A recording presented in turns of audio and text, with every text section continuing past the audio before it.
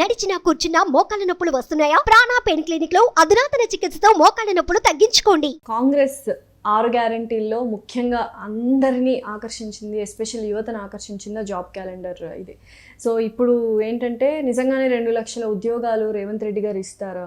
సమీక్ష ఏదైతే నిర్వహిస్తున్నారో టీఎస్పీఎస్సీలో అది సఫలం అవుతుందా?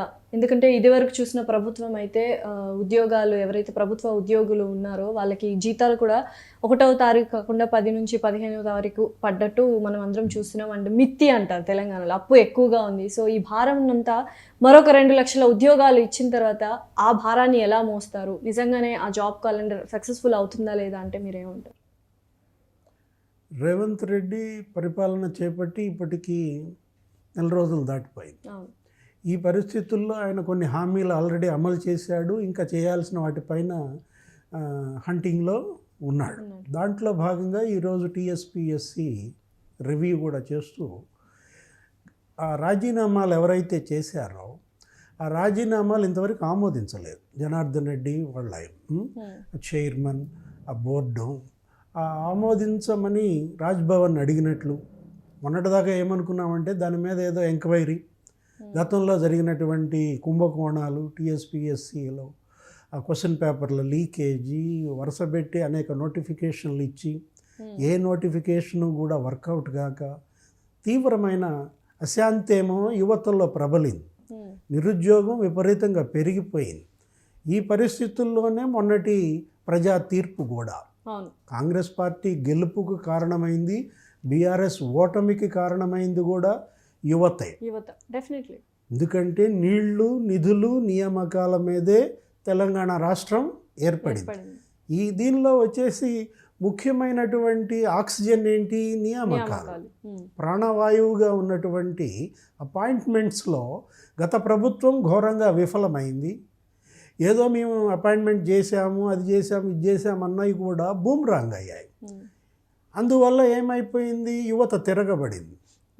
ఏ ఉస్మానియా యూనివర్సిటీ అయితే ఉద్యమంలో కీలక పాత్ర పోషించిందో, తెలంగాణ రాష్ట్ర ఏర్పాటుకు దోహదపడిందో ఆ యువతే తిరగబడింది. తిరుగుబాటు ఫలితమే ఇవాళ రేవంత్ రెడ్డి ప్రభుత్వం. కాబట్టి రేవంత్ ముందు ప్రధాన అజెండా ఇదే. ఏది? నియామకాలు. నియామకాల్లో అతను ఎంత మేర సక్సెస్ అవుతాడు అనేది మనం చూడాలి. సో నిజంగానే అంటే ఇప్పుడున్న తెలంగాణ బడ్జెట్ ప్రకారము, ఆ అప్పుల ప్రకారం చూసినట్లయితే, ఫైనాన్షియల్గా చూసినట్లయితే ఇది నిజంగా కుదురుతుందా? సాధ్యమయ్యే పనినా? యాజ్ అనలిస్ట్గా చెప్పండి. అంటే మనకు తెలంగాణలో ఎంత అప్పు ఉందో తెలుసు, నిజంగానే అది కుదురుతుందా 2 లక్షల ఉద్యోగాలు అనేది? మొన్న ఇచ్చినటువంటి శ్వేతపత్రంలోనే 6,70,000 కోట్లు అప్పు చూపించారు. అంటే ఈ రాష్ట్రం ఏర్పడినప్పుడు, తెలంగాణ ఏర్పడినప్పుడు 2014లో 73,000 కోట్ల అప్పు ఉంది. ఇప్పుడు 6,70,000 కోట్ల అప్పు ఉంది. అంటే 6 లక్షల కోట్ల అప్పులు తెచ్చారు 10 ఏళ్లలో కేసీఆర్ ప్రభుత్వం. ఏడాదికి 60,000 కోట్ల చొప్పున.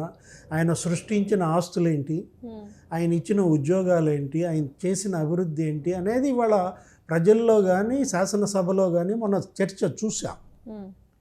ఈ 6 లక్షల కోట్ల అప్పు ఇవాళ ప్రజలపై ఉన్నప్పుడు ప్రతి రైతు పైన కూడా 2,25,000 రూపాయల అప్పు ఉంది, తలసరి అప్పు రైతు మీద. ఈ పరిస్థితుల్లో ఒకవైపు సంపద సృష్టి జరగాలి, మరోవైపు ఆ సృష్టించిన సంపదని పంచిపెట్టాలి. ఇదే కదా చాణక్యుడి నీతి, అర్థశాస్త్రం. ఆ బ్యాలెన్స్ గత ప్రభుత్వాలు కోల్పోయాయి. సంపద సృష్టించటం, సృష్టించిన సంపద పేదలకు పంచడంలో వైఫల్యం వల్లే మొన్నటి ఓటమి. ఇప్పుడు ఉద్యోగాల నియామకం అనేది మనం అదేదో అప్పులు పెరుగుతాయనో, లేకపోతే దానివల్ల మళ్ళా రాష్ట్రం ఇంకా దివాళా తీస్తుందనో చూడకూడదు. నీకు ఎప్పుడైతే ఉపాధి కల్పించడం అనేది ఆలోచించాలి. ఉపాధి కల్పన అంటే ఉపాధి పొందిన ప్రతి కుటుంబం ఖర్చు ఎక్కువ పెడుతుంది. ఖర్చు ఎక్కువ పెట్టినప్పుడు పన్నుల రూపంలో ఆదాయం ప్రభుత్వానికే వస్తుంది. దీన్ని మనం సంపద చక్రం అంటాం. ఈ వెల్త్ సైకిల్ ఇదేంటంటే మనకు తిరుగుతూ ఉంటుంది. నీకు ఉద్యోగం తరఫున నీకు జీతం ఇచ్చినప్పుడు నువ్వేం చేస్తావు? ఖర్చులు ఎక్కువ పెడతావు. ఆ ఖర్చుల నుంచి పన్నుల రూపంలో మళ్ళీ ప్రభుత్వానికి ఆదాయం వస్తుంది. అంటే ఉపాధి కల్పన, అపాయింట్మెంట్స్, ఉద్యోగాల నియామకం అనేది అదేదో ఖర్చుదారి అని మనం చూడకూడదు. అది అనుత్పాదక వ్యయమేమీ కాదు, అది ఉత్పాదక వ్యయం. ఏది అపాయింట్మెంట్స్ అనేది ఆ విషయం తెలిసిన వ్యక్తే ముఖ్యమంత్రి రేవంత్ రెడ్డి. కాకపోతే నిరుద్యోగం తీవ్రంగా ఉంది. ఇప్పుడు ఇవాళ తెలంగాణ ఎంప్లాయ్మెంట్ ఎక్స్చేంజెస్లో మొన్నటి లెక్కల ప్రకారమే దగ్గర దగ్గర 30 లక్షల మంది ఉద్యోగాల కోసం వేచి ఉన్నారు, ఎదురు చూస్తున్నారు. ఈ పరిస్థితుల్లో వెంటనే టీఎస్పీఎస్సీ ప్రక్షాళన జరగాలి. అండ్ ఇవాళ సమీక్షలు కూడా జరగబోతున్నాయి. ఎటువంటి అంశాలు ఉండబోతున్నాయి అందులో? రేవంత్ రెడ్డి గారు ఎటువంటి అంశాల మీద ఆయన దృష్టి కేంద్రీకరించారు? కొత్త ప్రభుత్వం జనరల్గా ప్రతి రివ్యూ కూడా ఏ విధంగా చేస్తుంది, పాతదాన్ని సమీక్షించాలా, లోపాలు ఎక్కడున్నాయి, తప్పులు ఎక్కడున్నాయి, వాటిని ఎలా సరిచేయాలి. అవినీతిని కక్కిస్తానన్నాడు, మరి ఎంతమేరకు కక్కిస్తాడో చూడాలి. ఇంతవరకు చాలామంది పాలకులు కక్కిచ్చారు, మనం చూస్తూనే ఉన్నాం. ఇదన్నీ జరిగేది కాదు. అవినీతిని కక్కించడం దేవుడెరుగు. కాకపోతే నువ్వు ఇచ్చిన హామీలు నెరవేర్చు అని అడుగుతారు రేపు పొద్దున ప్రజలు.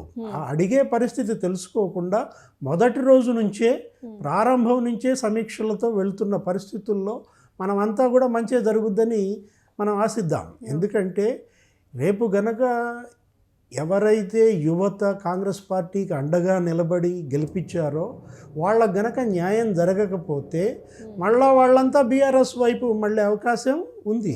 ప్రత్యామ్నాయం వెతుక్కుంటారు. ప్రత్యామ్నాయం వైపు ప్రజల చూపు పడకుండా మాదే సరైనటువంటి పాలన, మేమే ఇచ్చిన హామీలను నెరవేర్చాం అని రుజువు చేసుకోగలగటమే ఇప్పటి ప్రభుత్వం ముందున్నటువంటి టాస్క్. అండ్ ఇప్పుడు ఆర్థిక పరిస్థితుల ప్రభావం చూసినట్లయితే తెలంగాణలో సంక్షేమం, అభివృద్ధి రెండు సమపాలంగా నడిపించే సత్తా ఉందంటారా రేవంత్ రెడ్డి గారికి? అండ్ ఎలా చేస్తున్నారు అసలు? పరిపాలన ఎలా ఉంది? అంటే ఏదో ఒకదానిపైనే శ్రద్ధ పెట్టి రెండో దాన్ని నిర్లక్ష్యం చేయకూడదు. ఎందుకంటే ఈ నిన్న జరిగిన సమీక్షలు కూడా చూసాం, మొన్న జరిగిన సమీక్షలు కూడా చూసాం. ఏంటి, మెట్రో పైన ఒక సమీక్ష జరిగింది, ఆ తర్వాత కొన్ని ప్రాజెక్టుల పైన సమీక్షలు చేశారు. ఇప్పుడు వీటన్నిటిలో కూడా వరుస పెట్టి చూస్తున్న దీంట్లో విద్యుత్ మీద సమీక్షలో మనం చూసాం 80,000 కోట్ల అప్పుల్లో తెలంగాణ డిస్కమ్లు కూరుకుపోయాయి అన్నారు. అట్లాగే సివిల్ సప్లైస్ మీద సమీక్ష చూసాం, ఒక 56,000 కోట్ల అప్పులు అక్కడ కనపడ్డాయి. ఎక్కడ? Civil supplies corporation.